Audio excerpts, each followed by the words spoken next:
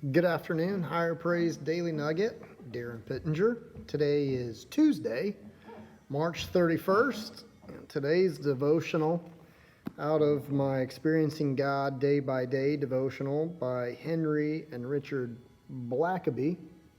Highly recommend this. It's been an easy read, fun to go through with you, but today's reading starts with, "Your Lord precedes you. But after I have been resurrected, I will go ahead of you to Galilee." And this comes from Mark 14:28. God never sends you into a situation alone, ever. He always goes before his children, as he did with the children of Israel, when he led them with the cloud by day and a pillar of fire by night. You do not serve as his advanced troops in a foreign and hostile situation. He always precedes you in any situation, and I stress any situation that you could possibly encounter. God is never caught by surprise by your experience or your obstacles or your roadblocks or those things that the devil throws at you to try to trip you up. The devil doesn't want you to stay in your walk with Christ. So he's going to continue to challenge you and put obstacles in front of you to stop that and intercede it. That's why it's so important to rely on the Lord to help pull you through that.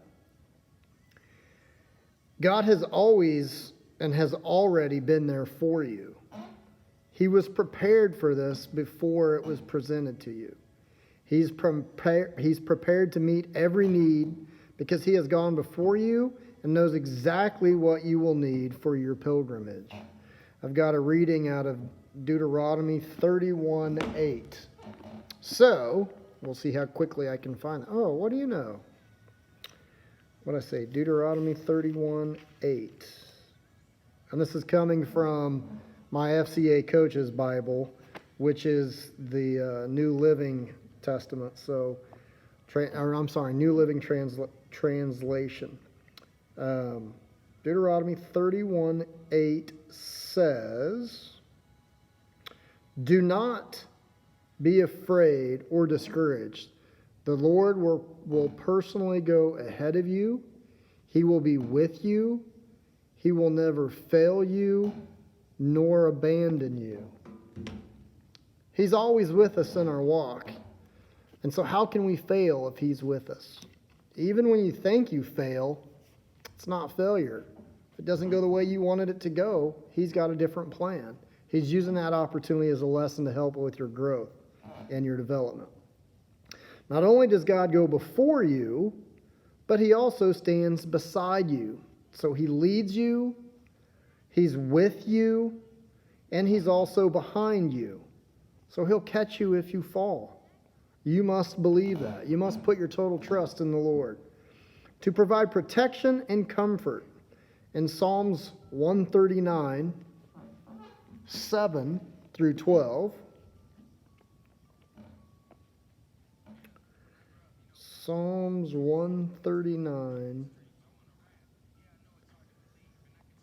7 through 12, it reads, "I can never escape from your spirit.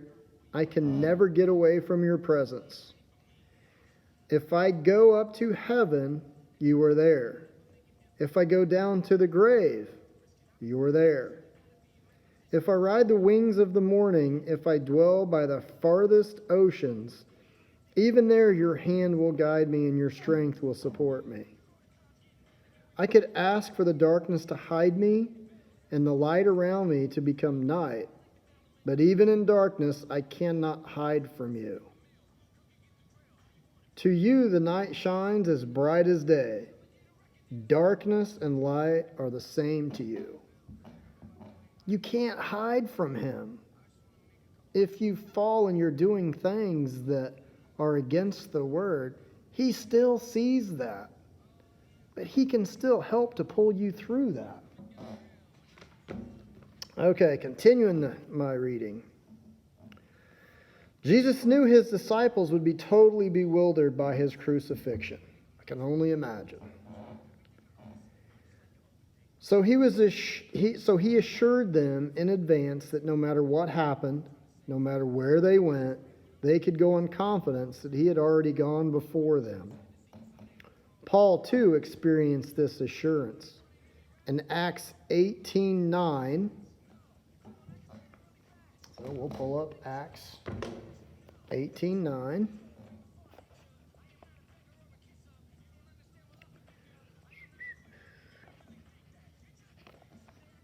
Acts 18:9 reads, "One night the Lord spoke to Paul in a vision and told him, 'Don't be afraid. Speak out. Don't be silent.'" And I'll read the next one too, which is verse 10. "For I am with you. No one will attack you and harm you, for many people in this city belong to me." Go where you're led. Be obedient. Also in Acts 23:11.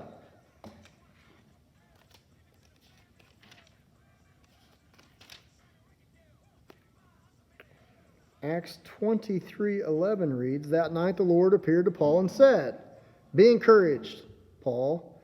Just as you have been a witness to me here in Jerusalem, you must preach the good news in Rome as well.'" Remain obedient.